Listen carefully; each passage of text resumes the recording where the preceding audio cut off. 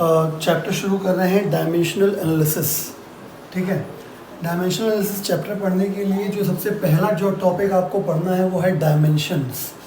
ठीक है, डायमेंशंस क्या होता है? वैसे हम लोग मैथमेटिक्स में डायमेंशंस का मतलब लेंथ, विड्थ और हाइट से समझते हैं, लेकिन यहाँ पे फ़िलहाल डायमेंशंस का मीनिंग एकदम चेंज है। ठीक है, तो इस चैप्टर डायमेंशनल एनालिसिस में जो डायमेंशन शब्द का मतलब है वो क्या है वो आपको समझना पड़ेगा। इसमें लिखा है, देखिए डेफिनेशन क्या है, डेफिनेशन आपको याद करनी पड़ेगी। ठीक है, डेफिनेशन इंपॉर्टेंट है डायमेंशंस की। डायमेंशन क्या होते हैं कि when the unit of a physical quantity is written in terms of fundamental units, then the powers raised over the fundamental units are called their dimensions। मतलब जब हम किसी भी फिजिकल क्वांटिटी के यूनिट को फंडामेंटल यूनिट के terms में लिखते हैं। फंडामेंटल यूनिट क्या होते हैं?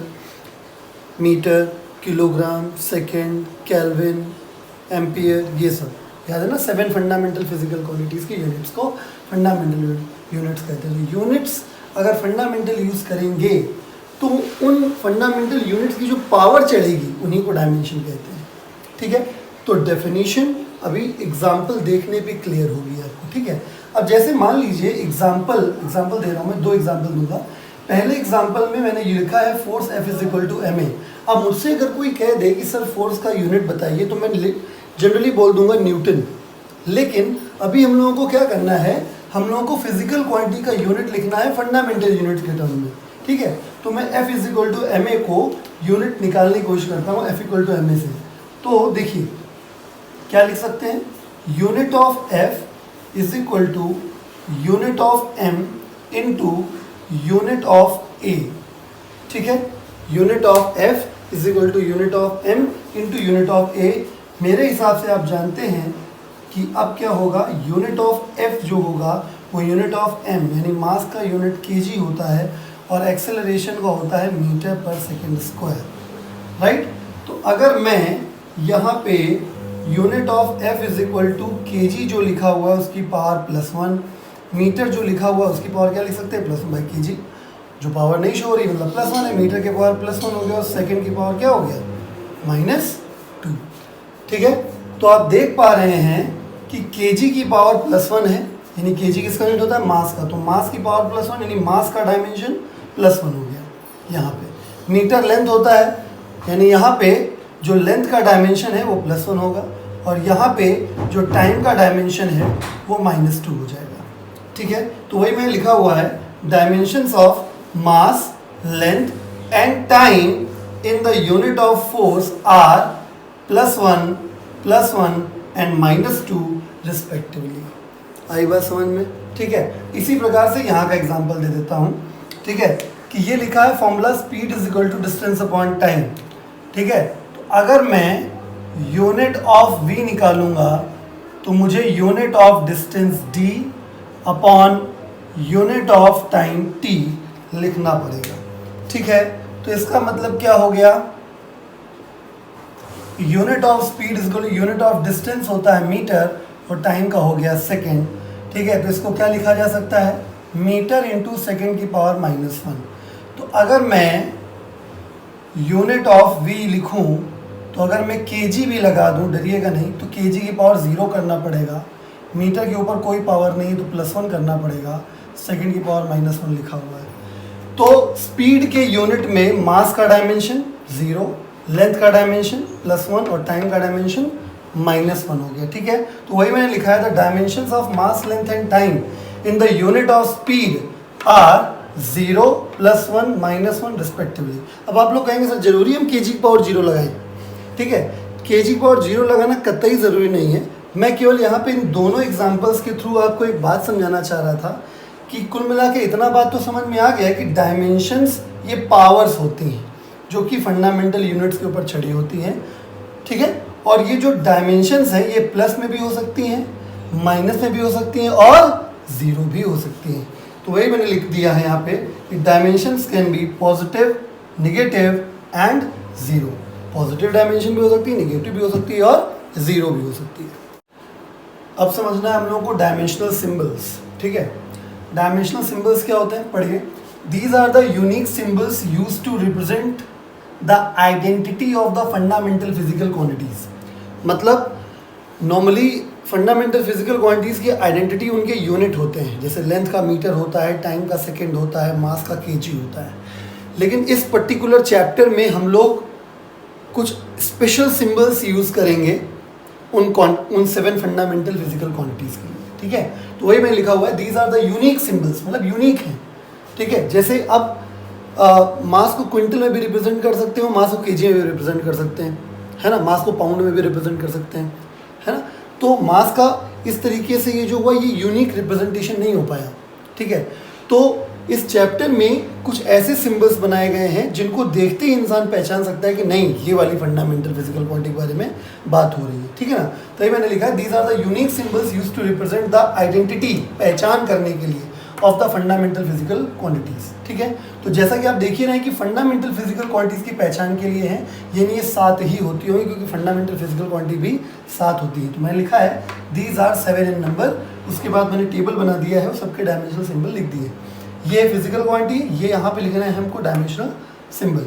फंडामेंटल फिजिकल क्वांटिटी क्या होती है? Length, mass, time, temperature, amount of substance, luminous intensity और इलेक्ट्रिक करंट। ये 7 फंडामेंटल फिजिकल क्वांटिटीज हैं और उनके करस्पॉन्डिंग जो डायमेंशनल सिंबल्स हैं, लेंथ का L, मास का M, टाइम का T, टेम्परेचर के लिए कैपिटल K या किसी किसी बुक में थीटा, ठीक है। जनरली मोस्टली K ही यूज होता है।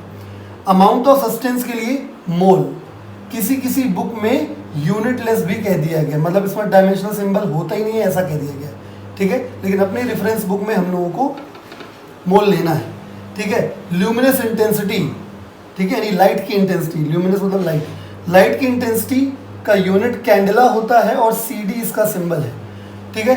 बट मोस्टली बुक्स में इसको डायमेंशनलेस लिखा हुआ है, ठीक है। किसी किसी बुक में ऐसे सिंबल बना हुआ है। दूसरी बात अच्छी ये है कि आउट ऑफ सिलेबस है तो कंफ्यूजन की बात ही नहीं है, इसको छोड़ ही दीजिए। आखिरी है इलेक्ट्रिक करंट। इलेक्ट्रिक करंट का यूनिट एम्पियर होता है, ठीक है। तो एम्पियर का कैपिटल A बनाना है। किसी किसी बुक में जैसे HC वर्मा जैसी बुक्स हैं उसमें डायमेंशन जो है इलेक्ट्रिक करंट का वो क्या है? I है। यानी क्लियर है कि लेंथ, मास, टाइम का पहला सिंबल है, पहला लेटर है, और temperature, amount of substance, luminous intensity, electric current के लिए जो यूनिट होता है केल्विन, मोल, कैंडला और एम्पियर, उनको ही हम लोग एज अ डायमेंशनल सिंबल मान लेते हैं। खास बात यह है कि जब भी डायमेंशनल सिंबल बनाए तो ये बॉक्स जरूर बनाए इस प्रकार का, ठीक है। और किसी प्रकार का बॉक्स चलेगा नहीं और बिना बॉक्स के भी काम चलेगा नहीं। अब हमको पढ़ना है डायमेंशनल फार्मूला। तो डायमेंशनल फार्मूला क्या होता है? डायमेंशनल फार्मूला बिल्कुल वैसे ही होता है जैसे हम लोग यूनिट लिखते हैं फंडामेंटल यूनिट के टर्म्स में, ठीक है ना। जैसे अभी हमने अब थोड़ी देर पहले बताया था, ये देखिए लिखा भी हुआ है, यूनिट ऑफ फोर्स हमने निकाला था kg की पावर +1, मीटर की पावर +1, सेकेंड की पावर -2, ठीक है। स्पीड का यूनिट निकाला था kg की पावर 0, मीटर की पावर +1, सेकेंड की पावर -1, ठीक है। तो डायमेंशनल फॉर्मूला कैसे निकलता है? तो मैंने लिखा हुआ है, if we represent the unit of a physical quantity in terms of dimensional symbols, यानी अब हम यूनिट लिखेंगे डायमेंशनल सिंबल्स के नाम, मतलब यूनिट ना यूज करके उसकी जगह पे डायमेंशनल सिंबल यूज करेंगे। Then the new expression formed is called dimensional formula of that physical quantity. मतलब एग्जांपल के तौर पे देखिए, नंबर 1 है unit of force equal to, आपने ये लिखा था। तो अगर मुझे इसका क्या लिखना है? डायमेंशनल फॉर्मूला लिखना है। डायमेंशनल फॉर्मूला ऑफ अगर फोर्स लिखना है तो कुछ मत करिए, kg है, kg मास के लिए होता है, m लिख दीजिए, मास का सिंबल m था, +1। मीटर है, मीटर लेंथ का यूनिट होता है, तो लेंथ का डायमेंशनल सिंबल कितना था? l, तो इसकी पावर कितनी लगी? +1। सेकंड है, सेकंड क्या होता है? टाइम का यूनिट होता है, टाइम का डायमेंशनल सिंबल क्या था? t था। अभी थोड़ी देर पहले बताए थे सारे सिंबल्स, पावर -2, होल ब्रैकेट लगा दिया था, है ना। इस तरीके से क्या बन गया? Dimensional formula of force. Example number 2 देख लीजिए, जैसे यूनिट ऑफ स्पीड आपने ये लिखा, तो अगर आपको डायमेंशनल फॉर्मूला ऑफ स्पीड लिखना है तो डायमेंशनल फॉर्मूला ऑफ स्पीड, समझ गए हम कैसे लिखना है? kg मास का यूनिट है, मास का डायमेंशनल सिंबल m की पावर 0 हो जाएगा। मीटर लेंथ है, लेंथ का सिंबल l की पावर +1 होगी। सेकेंड टाइम का है तो टाइम के लिए -1, ठीक। अब ये जान लीजिए कि ये तो बता दिया मैंने कि डायमेंशनल फॉर्मूला कैसे लिखा जाता है। अभी मैं आपको इससे इजी तरीका बताऊंगा डायमेंशनल फॉर्मूला निकालने का। अभी तो मैंने आपको सिर्फ ये बताया कि डेफिनेशन के अकॉर्डिंग डायमेंशनल फॉर्मूले का मतलब क्या होता है, ठीक है, कि यूनिट अगर इस प्रकार से लिखा है तो हम उसको ऐसे कन्वर्ट कर सकते हैं। बट इससे भी इजी तरीका होता है डायमेंशनल फॉर्मूला निकालने का, वो अभी पता लगेगा। फिलहाल अभी आप ये जानिए, दो बातें जो जानिए अभी आपको सबसे ज़्यादा ज़रूरी है। पहली बात ये है कि स्टैंडर्डली जो डायमेंशनल फॉर्मूला लिखने का तरीका है वो यही होता है। जैसे कि यहाँ देखिए, अगर बाई चांस हम कोई हमसे कह दे कि सर ये m की पावर 0 लिखना क्या ज़रूरी है, इसको क्या हम ऐसे नहीं लिख सकते?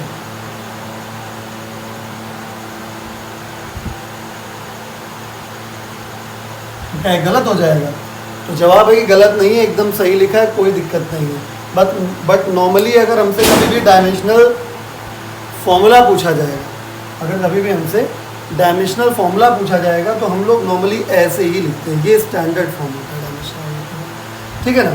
तो पहला पॉइंट ये, the standard form of dimensional formula is m to the power a, l to the power b and t to the power c। मतलब ये है कहने का कि जब भी आप डायमेंशनल फॉर्मूला लिखते हैं तो MLT के फॉर्म में लिखते हैं। अगर बाई चांस कुछ और डायमेंशनल सिंबल भी यूज़ होगा तो उसके आगे यूज़ किया जाएगा, ठीक है।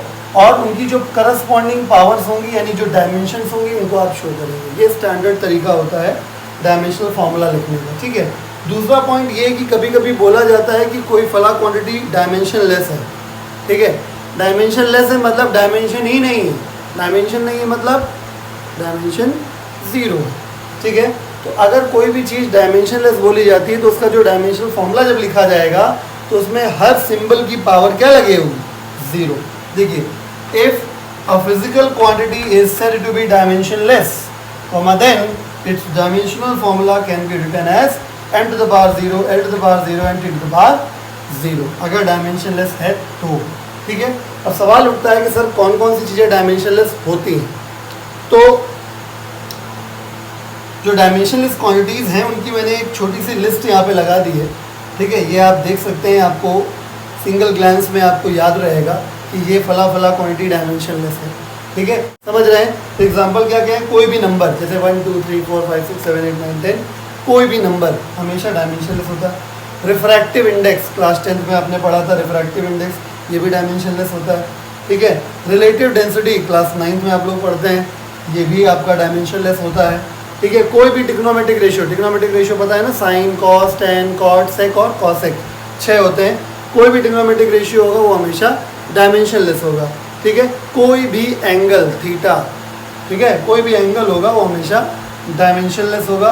कोई भी स्ट्रेन, अब स्ट्रेन शब्द जो है वो अभी आपके लिए एकदम नया है, ठीक है। तो स्ट्रेन शब्द जब सामने आए तो पहले तो समझ जाएगा कि डायमेंशनलेस है, ठीक है। और जब वो सिलेबस में कभी आगे पढ़ाया जाएगा तब आपको उसका फॉर्मूला भी पता चल जाएगा, ठीक है। आई बात समझ में? तो कोई भी number, refractive index, relative density, कोई भी ट्रिग्नोमेट्रिक रेशियो, कोई भी एंगल और कोई भी स्ट्रेन एक्सेट्रा, मतलब लिस्ट खत्म नहीं हुई है, अभी एक दो चीज़ें और भी आगे हैं, हो सकती है, वो समय जब आएगा तब मैं आपको बता दूँगा, ठीक है। ये सब डायमेंशनलेस होती है। अब हमको पढ़ना है डायमेंशनल इक्वेशन। डायमेंशनल इक्वेशन नाम से क्लियर हो रहा है कि कुछ इक्वेशन जैसा होता होगा। इक्वेशन क्या चीज़ होती है? इक्वेशन वो चीज़ होती है जिसमें बीच में इक्वल का साइन लगा होता है, उसको इक्वेशन कहते हैं, ठीक है। तो डायमेंशनल इक्वेशन क्या है? The equation obtained by equating dimensional formulas of physical quantities is called dimensional equation. मतलब ये कि एक ऐसी इक्वेशन जिसमें डायमेंशनल फॉर्मूलाज को इक्वेट किया जाता है उसे हम डायमेंशनल इक्वेशन कहते हैं। समझिएगा कैसे लिखी जाती है। एग्जाम्पल के तौर पर समझिए, जैसे एग्जाम्पल नंबर 1 ये है कि लिखा हुआ है डायमेंशनल फॉर्मूला, ये मैंने बताया था आपको थोड़ी देर पहले, dimensional formula of forces m की पावर +1, l की पावर +1 और t की पावर -2। तो अब अगर मैं पूरा ये डायमेंशनल फॉर्मूला ऑफ फोर्स इतना बड़ा ना लिख के सीधे मैं यहाँ पे लिखूं फोर्स और उसको ब्रैकेट में बंद कर दूं और इधर लिख दूं m की पावर +1, l की पावर +1 और t की पावर -2, तो ये हो गया डायमेंशनल इक्वेशन, समझे। और अगर ये एग्जांपल है डायमेंशनल फॉर्मूला ऑफ स्पीड, जैसे मैंने आपको बताया था, तो इसको हम क्या लिख दें ब्रैकेट के अंदर, speed is equal to m की पावर 0, l की पावर +1 और t की पावर -1। तो ये इसकी डायमेंशनल इक्वेशन हो गई। मतलब डायमेंशनल इक्वेशन जैसे आप पूरा लिखते हैं dimensional formula of force equal to this this this, तो इतना लिखने के बजाय आप सीधे सीधे फोर्स को भी ब्रैकेट के अंदर बंद कर देंगे, तो ये इतना स्टेटमेंट जो लिखा वो उसको इक्विवेलेंट हो जाएगा। यानी ये लिखा है dimensional of formula of force is this, ये लिखा है dimensional formula of speed is this. अब हम लोग सीखने जा रहे हैं कि कैसे हम लोग किसी फिजिकल क्वांटिटी का डायमेंशनल फॉर्मूला निकाल पाएंगे अगर हमें उस क्वांटिटी का कोई फॉर्मूला पता है। ठीक है, यही इसी मेथड की मैं बात कर रहा था और यही इजी तरीका है डायमेंशनल फॉर्मूला निकालने का। इसके अलावा अगर आप यूनिट को सिंबल में कन्वर्ट करके अगर निकालेंगे तो वो थोड़ा सा प्रॉब्लमैटिक हो जाता है। नॉर्मली फॉर्मूला क्योंकि हम लोगों को जनरली याद भी होते हैं, क्योंकि फॉर्मूले से बहुत सारे काम होते हैं, फॉर्मूले से डेरिवेशन होते हैं, फॉर्मूले से न्यूमेरिकल्स होते हैं, फॉर्मूले से जनरली डिपेंडेंस पता लगती है कि कौन सी चीज़ किस पे डिपेंडेंट होती है। जैसे फोर्स है तो मास और एक्सेलरेशन पे डिपेंड है, वेलोसिटी है डिस्प्लेसमेंट और टाइम पे डिपेंडेंट है ना। तो फॉर्मूले पता जनरली होते हैं हम लोग, तो मैं वही तरीका बता रहा हूँ कि फॉर्मूले से हम लोग डायमेंशनल फॉर्मूला कैसे निकालेंगे। ठीक है ना। तो जब सबसे पहले हमारे पास है वॉल्यूम। वॉल्यूम का फॉर्मूला है length into breadth into height. ठीक है, तो अगर मैं इसकी डायमेंशनल इक्वेशन लिखूं तो वॉल्यूम का dimensional formula is equal to length का डायमेंशनल सिंबल एल, ब्रेड्थ का भी क्या हो जाएगा एल, हाइट का भी क्या हो जाएगा एल।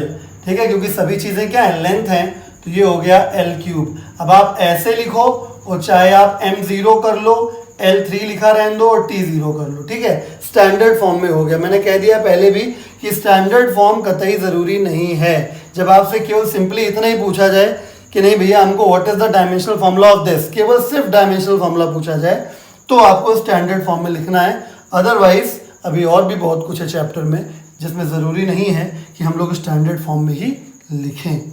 अब बात कर लेते हैं डेंसिटी की। तो अगर डेंसिटी की इक्वेशन लिखें,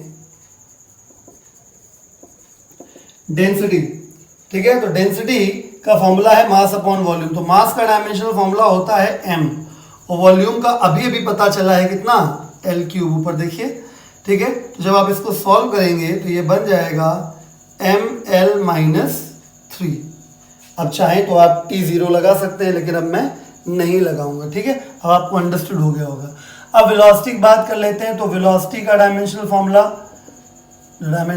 of velocity is equal displacement भी लेंथ होती है, यानी ये हो गया L और टाइम कितना हो गया T। तो इसको जब सॉल्व करेंगे, ठीक है, जब इसको सॉल्व करेंगे तो आ जाएगा LT-1।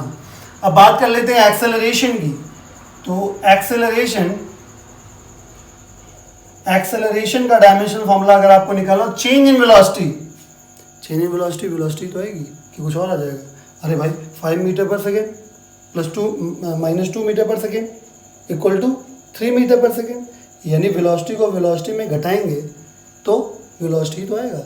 चेंज का मतलब है डिफरेंस। ठीक है, तो वेलोसिटी को वेलोसिटी में घटाएंगे तो वेलोसिटी ही मिलेगा, मास थोड़ा मिल जाएगा। इसका मतलब अगर चेंज इन वेलोसिटी बोला गया है, ठीक है, तो इसका मतलब ये है कि यहाँ पे जो डायमेंशनल फॉर्मूला आएगा चेंज कैलकुलेट करने के बाद वो भी वेलोसिटी ही आएगी, यानी यहाँ डायमेंशनल फॉर्मूला भी वेलोसिटी का ही आएगा। और वेलोसिटी का डायमेंशनल फॉर्मूला क्या है LT-1। होपफुली आपको समझ में आ गया होगा। चेंज इन वेलोसिटी में, फिर कह रहा हूँ, चेंज इन वेलोसिटी मतलब वेलोसिटी में चेंज। जो भी आप चेंज कैलकुलेट करेंगे 5 मीटर पर सेकेंड को 2 मीटर पर सेकेंड से में सब्ट्रैक्ट करेंगे, ठीक है, सॉरी मतलब 5 मीटर पर सेकेंड में से 2 मीटर पर सेकेंड सब्ट्रैक्ट करेंगे तो 3 मीटर पर सेकेंड आएगा, यानी अब भी वेलोसिटी आएगा। तो मैं वही कह रहा हूँ कि चेंज इन वेलोसिटी भी वेलोसिटी ही होगी, इसलिए उसका डायमेंशनल फॉर्मूला भी वेलोसिटी का ही होगा, जो कि हम निकाल चुके हैं।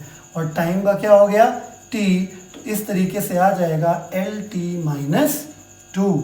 अब बात कर लेते हैं फोर्स के डायमेंशनल फॉर्मूले की। ठीक है, तो ये फोर्स का डायमेंशनल फॉर्मूला अगर हम लिखेंगे तो देखिए मास का डायमेंशन हो जाएगा m और एक्सेलरेशन कितना हो गया LT-2। अब जरूरी नहीं कि आप एक्सेलरेशन का पूरा निकालो, फिर से जो डायमेंशनल फॉर्मूला आपको याद है वो आप डायरेक्टली लिख सकते हैं। ठीक है, तो इस तरीके से आपको फोर्स का डायमेंशनल फॉर्मूला MLT-2 मिला। और याद करिए ये वही है जो थोड़ी देर पहले भी मैंने आपको बताया था। तो अभी तक हम लोगों ने सीखा है कि हम लोग डायमेंशनल फॉर्मूला कैसे निकालते हैं, ठीक है ना। तो अब अपने पास पहला क्वेश्चन है इस चैप्टर का If the units of force, energy and velocity are 10 Newton, 100 Joule and 5 meter per second respectively, then obtain the units of length, mass and time.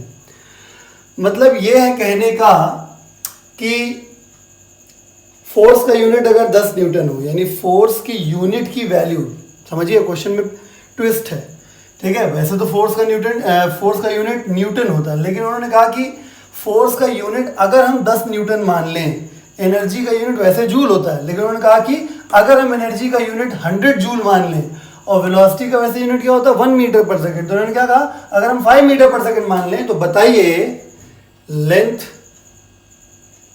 Mass and time की वैल्यू कितनी होगी, ठीक है। Obtain the units, ठीक है, इनकी values क्या होंगी, ठीक है। तो शुरू करते हैं। तो इस क्वेश्चन को करने के लिए सबसे पहले इंपॉर्टेंट बात यह है कि आपको फोर्स, एनर्जी और वेलोसिटी के डायमेंशनल फॉर्मूले आने चाहिए। तो मैंने आपको बता दिया है कि कैसे आपको डायमेंशनल फॉर्मूले निकालने हैं, ठीक है। तो मैं डायरेक्टली डायमेंशनल फॉर्मूले यूज करूंगा, ठीक है। तो अकॉर्डिंग टू क्वेश्चन के अकॉर्डिंग फोर्स का यूनिट, यानी यूनिट को हम लोग डायमेंशंस के फॉर्म में लिख रहे हैं, तो ये हो गया mlt-2 का वैल्यू जो है वो 10 न्यूटन है, इक्वेशन नंबर 1। दूसरा एनर्जी का यूनिट ml2t-2, ठीक है, ml2t-2 है, ठीक है। तो डायमेंशनल फॉर्मूला इसका जो इसकी वैल्यू दी गई है वो 100 जूल दी हुई है। बहुत अच्छी बात है, ठीक है। ये हम न्यूटन नहीं लगाते हैं, जूल नहीं लगाते, वैल्यू सिर्फ लिख रहे हैं। और तीसरी चीज जो आपको दी गई वेलोसिटी का होता है lt-1, इसकी वैल्यू दी गई है 5। कोई दिक्कत है? तो हमें क्या चाहिए, लेंथ, मास और टाइम, यानी हमें L का वैल्यू, M का वैल्यू, T का वैल्यू निकालना है अक्लमंदी से, है ना। तो अब क्या करिए, सबसे पहले दिमाग लगाइए कि मैं सेकंड इक्वेशन में डिवाइड कर देता हूं फर्स्ट से। क्यों? क्योंकि सेकंड में जब फर्स्ट को डिवाइड करो तो M से M कटेगा, T से T कटेगा और एक L से एक L कटेगा। मैं पूरा लिखता हूं, ऊपर हो जाएगा ml2t-2, नीचे हो जाएगा mlt-2, ऊपर हो जाएगा 100, नीचे हो जाएगा 10, M से M, L से L, t-2 से t-2 कटेगा, यानी केवल क्या आ गया, L is equal to 10, that is